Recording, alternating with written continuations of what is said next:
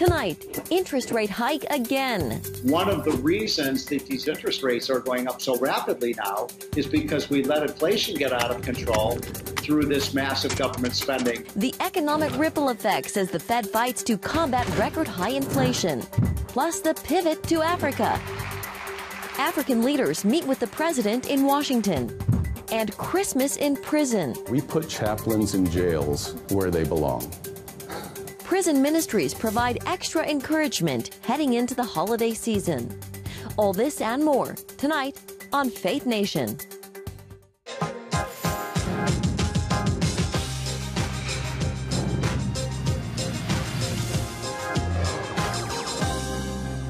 The Fed's work to combat inflation. Good evening in Washington. I'm Jenna Browder. And I'm John Jessup. The Federal Reserve announces another rate hike, the seventh one this year. This time, however, raising interest rates by 0.5% rather than the 3/4 point hikes from the past 4 Fed meetings. And it's not just the American people it affects. The federal government will also pay more with these rate hikes. CBN News White House correspondent Abigail Robertson has tonight's top story.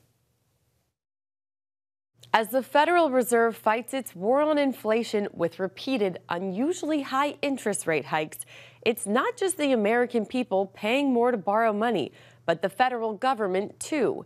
In fact, federal interest payments are on track to cost more than the defense budget.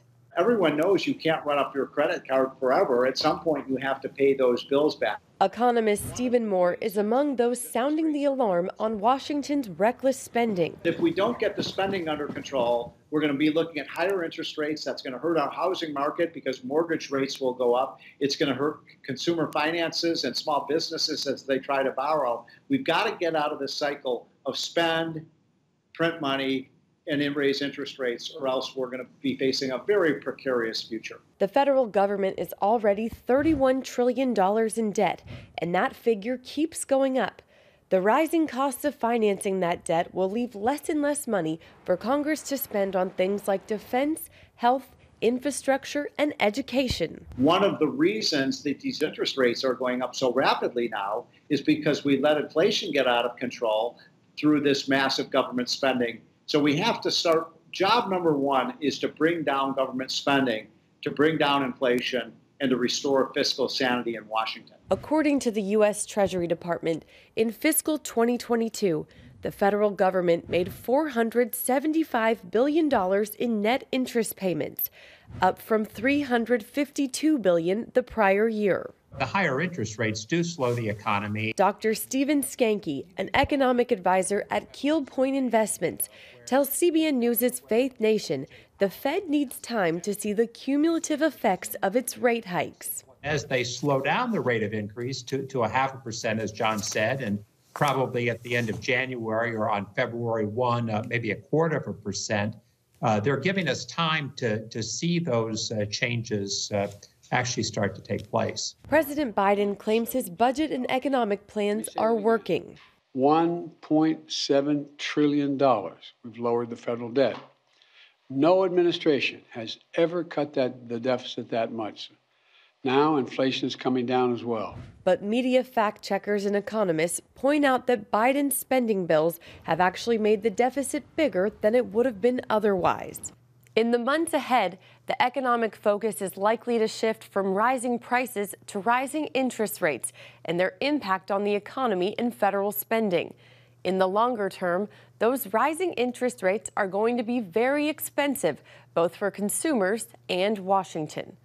Abigail Robertson, CBN News. All right, thank you, Abigail. Well, from the economy to religious freedom, for people of faith, there is growing concern after President Biden signed into law the Respect for Marriage Act. Former Vice President Mike Pence, a longtime champion of religious freedom, is weighing in. In an exclusive interview with CBN News, Chief Political Analyst David Brody, Pence called the law unnecessary because of the 2015 Supreme Court ruling on same-sex marriage. Only in Washington, D.C. would you have Congress legislating on a topic that had been resolved nearly a decade ago. And I frankly think that this is an issue that is best left to the courts because of the profound implications for religious liberty. Had I been in the Congress, I would have voted my values on that question of that marriage law. But the likelihood is it makes its way into the court. But with those 3 Supreme Court justices that we appointed, with the conservatives on the court today, I have great confidence that we have a Supreme Court of the United States that will uphold the religious liberty of every American. And you can see more of David's interview with the Vice President on Friday's 700 Club, including what he has to say about his faith, Donald Trump, and the direction of the GOP. And we look forward to that interview. Well, even as hearings on Capitol Hill today took aim at the dramatic collapse of cryptocurrency giant FTX, new charges emerged against the disgraced former CEO. Both the Securities and Exchange Commission and the Justice Department are charging Sam Bankman-Fried with defrauding customers and investors out of billions of dollars. Bankman-Fried is now fighting extradition from the Bahamas. Federal authorities estimate FTX customers lost more than $8 billion. Use that money for his personal benefit, including to make personal investments and to cover expenses and debts of his hedge fund. This is one of the biggest financial frauds in American history. Bankman-Fried now faces civil charges from the SEC and 8 counts of criminal fraud from the DOJ, including money laundering and wire fraud. Coming up, the pivot to Africa and why it's seen as a crucial continent to global powers. Welcome back. President Biden welcomed delegations from 49 African nations to Washington this week to try and bolster an economic partnership with the region. This was the first summit with the continent since 2014. The president announcing billions of dollars worth of new investments and economic partnerships focused on infrastructure, business, and climate. Analysts say the move is meant to strengthen ties with Africa, while 2 other major international players, China and Russia, also try to do the same. Partnerships not to create political obligation, not or foster dependence, but to spur shared success. I emphasize shared success and opportunity. Because when Africa succeeds, the United States succeeds. Quite frankly, the whole world succeeds as well. The president is expected to announce official travel plans to the continent during the summit this week. Well, it's a sign of the times. Imagine a state where the government keeps tabs on everywhere you go, everything you say or buy through a digital identity system. Yeah, it sounds like communist China, but now the European Union appears to be headed in that direction. And that's not all. The idea also has some support right here in the United States, in our own Congress. Dale Hurd has that story. Is the European Union on its way to becoming a surveillance society like China? The European Digital Identity. This cheery introduction to the EU's upcoming digital identity program tells citizens that it will make their lives easier while keeping them safer online. The European Digital Identity wallets will enable us to store and exchange documents and legal information while fully controlling which data we want to share with whom. ID data sent. EU President Ursula von der Leyen says digital identities will give citizens control over how their personal data is used and will help stop identity theft. The so-called digital wallet will be an app on a person's phone and will contain only the information a person wants it to include, such as medical or financial information. Credit rating sent. Income statement sent. It's already under attack in the European Parliament as something that would be ripe for government abuse. One of its chief critics, European Parliament member Christian Turres, was born in communist Romania and has long been warning of the EU's so-called Chinification. Clearly, we are witnessing right now the Chinification of Europe, because we see what is happening in China right now with the social credit score, where the government is monitoring and surveilling all the people from the beginning to end. Everything that they do, everything, everywhere where they walk, they control everything and they watch everything. This is the example of a tyranny. The EU insists the digital identity program will be voluntary. Skeptics are wondering how long before it becomes mandatory. How voluntary is the European Digital Identity Wallet? But even more important, how voluntary will it remain in the future? Because the European Union always comes up with nice plans to eventually abuse it, to create more control. The EU's COVID passport was supposed to be temporary. Now Brussels wants to extend it until at least June of next year. COVID passports have been used to prevent the unvaccinated from crossing borders, entering grocery stores, using public transit, and even going to their jobs. It's helped fuel violent demonstrations, the likes of which Europe hasn't seen for decades.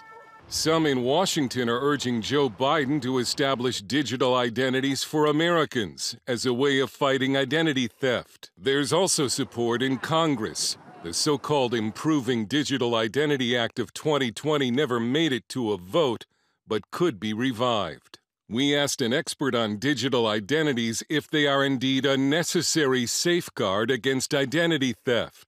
The Director of Engineering at the Electronic Frontier Foundation, Alexis Hancock, not only said no, but said digital IDs are more likely to encourage identity theft. I think this actually increases the attack vector. This makes you a bigger target in my eyes, especially if a government issued digital identity. When you have something on the internet for a long time, there's an increased potential of it being breached in some fashion because of this long-term storage. And when you're able to associate something like that with a particular person, you can pivot from that long-term identifier to other information about them and compromise, say, your bank accounts or compromise some sort of information about you. Not only are digital IDs coming to Europe, but in Italy, the cities of Rome and Bologna have begun social credit programs that reward citizens for behavior that officials think will fight climate change,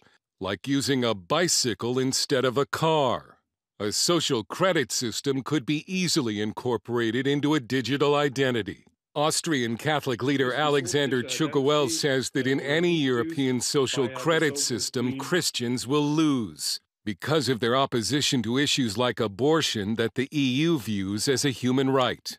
Therefore, I do not want the European Union to have the possibility to look into everything I do, everything I say, everything I have, and how I move and where I am at any time. Those systems are pushed by people who are highly anti-Christian. Torres warns that the EU's new digital ID is the next step in a process in which the government in Brussels will micromanage every aspect of people's lives. This is what makes the difference between a tyranny and democracy.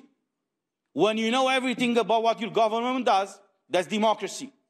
When the government knows everything about you, that is tyranny. Dale Hurd, CBN News.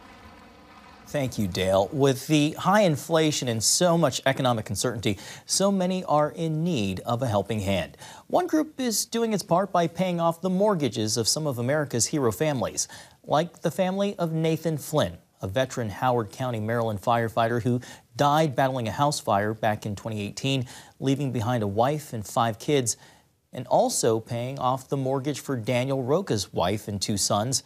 The Washington State police officer was shot and killed in the line of duty earlier this year. Well, joining us now is the man who leads that organization behind the campaign, Frank Siller, CEO of Tunnel to Towers. Frank, thank you so much for being here. This, of course, is a part of your Season of Hope campaign. Frank, can you tell us about how it all got started? Well, it got started, the foundation started because my brother was a New York City firefighter who on September 11, 2001, gave up his life saving others. He ran through the Brooklyn Battery Tunnel with his fire gear on his back to get there that fateful day. 60 pounds of fire gear, and the tunnel is nearly 2 miles long. He ran through that tunnel up West Street into the South Tower, and while saving others, gave up his life. And as a family, we just wanted to honor his sacrifice and what he did, and what so many did on September 11, 2001. So fast forward to where we are today, the Season of Hope. It's the 4th year that we're doing this campaign. We're giving away a mortgage-free home to our country's fallen first responder families and Gold Star families who died in the line of duty and leave behind a young children, and also for catastrophically injured service members that gave their body for our country. We give them a mortgage-free smart home. So there's over 40 of them this year, from Thanksgiving to New Year's Day, and we're proud of all the work. And you mentioned about 2 heroes, but there's 40 of those heroes that we're helping. Yeah, it's wonderful work that you all do.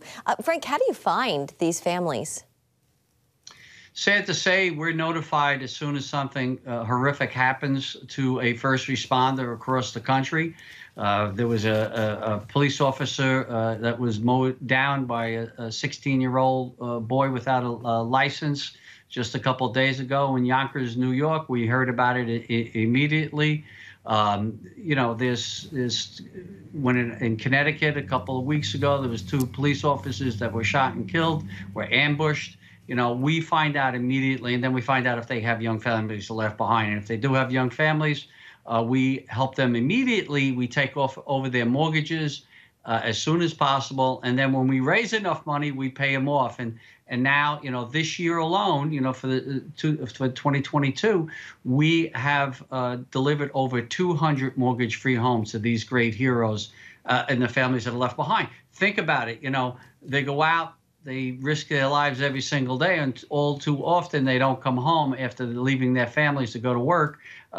As Americans, we better take care of these families that are left behind. And Tunnel to Towers Foundation, we ask everybody to join us on this mission to take care of the greatest of all Americans, those who are willing to die for you and I, John, right? And Jen, for you and I every single day. And we do that we ask people donate $11 a month. Go to T2T.org, $11 a month, and $11 a month can make a difference and change a person's life forever. Frank, we only have a few seconds left, but I have to acknowledge today is the 10th anniversary of the Sandy Hook shooting. Can you talk about how your pain, how you used your pain, and it evolved into a desire to help others, and how that's important to the healing process? And again, just a few seconds.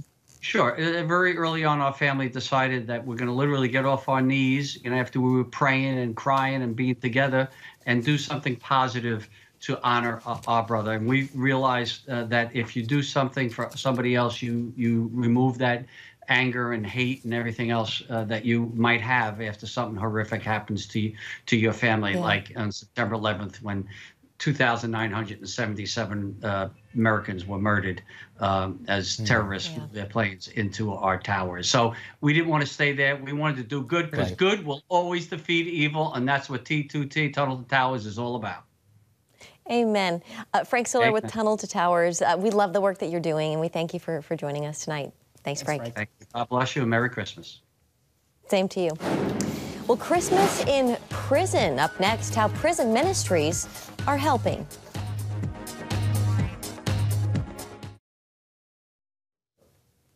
Welcome back. For the millions of Americans behind bars and their families, Christmas is often a painful day. Yeah, it's why prison ministries aim to provide extra encouragement during this time of year. Brody Carter reports. Roughly 2 million Americans will spend the holidays behind bars, including here at Virginia Beach Correctional. While it may be a bittersweet time for the inmates, for the ministers who visit, they remind them that the holidays offer the beauty of God's forgiveness. What we do is we put chaplains in jails where they belong. Yep. But working in a jail is a very difficult thing. And so we try to help the staff and the deputies understand we're not just here for the inmates. We're here for people. And God loves people. More than 1,000 inmates are calling this jail home.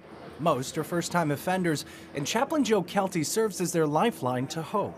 And that's the intersection, you know, it's the Great Commission. Help other people get through their stuff and find God in the midst of their struggles. Kelty is part of the Good News Jail and Prison Ministry, a nonprofit network of 400 chaplains in 25 states. The volunteers preach the gospel and help people of all faith backgrounds cope with life in jail.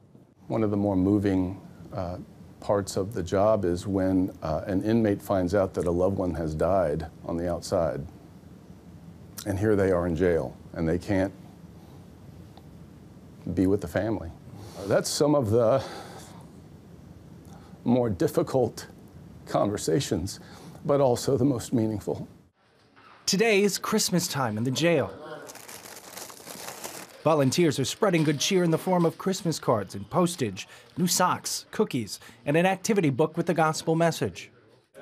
I have more faith now than I did ever before.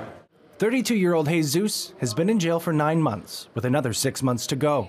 He says the only thing he wants for Christmas is patience to finish out his sentence. He has delivered me from so many things. You know, my life could have been worse, and I know I'm in a situation right now that is not very good looking, but I'm alive. You know, I still got a second chance, and that's the grace of him. The chaplain program is one of a handful made available to the inmates during their time here, and one that gives them hope when everything else might seem hopeless. Your life is essentially over. If ever there was a time that you would turn to God, it's probably when you're going through something like that. It's pretty remarkable. The folks that are incarcerated in here are paying a debt to society, and we understand that. And but they're human beings as well, and they certainly deserve to have that vision of hope that there's something outside of here, and that they can certainly turn their lives around. In Matthew, Jesus says, "I was naked and you clothed me. I was sick and you visited me. I was in prison and you came to me." Then his disciples looked at Jesus and said, "Lord, when did we do these things?" Jesus replied, "Truly I say to you, when you have done so to one of the least of these, you have also done so to me." Now, Chaplain Kelty says we see the heart of God in that passage, and he's inviting everyone this holiday season to bless their communities by blessing others. I'm Brody Carter, CBN News. An important reminder. Thank you, Brody. Coming up, Santa Claus's priceless gift to kids in the Washington, D.C. area. Finally tonight, when you're as well-traveled as Santa Claus, you speak just about every language. And that includes sign language. We'd like you to introduce you to Charles Graves. He's deaf and communicates in American Sign Language, visiting hundreds of deaf children every year. On Monday evening, he spent the day at the Gaylord National Resort just outside of Washington, D.C. Suit, and I realized I felt something in me, and I could see it in the mirror. You know, I felt like the real Santa Claus. It was magical. The mission is not only to bring smiles, but to encourage hearing parents with deaf children to learn ASL themselves, and I think that's a great lesson. Look at those happy little faces. Oh, every boy and girl. Yep, like making a list, checking it twice. Santa has to speak to everyone. All right, that's going to do it for Faith Nation. Have a great night. We'll see you tomorrow.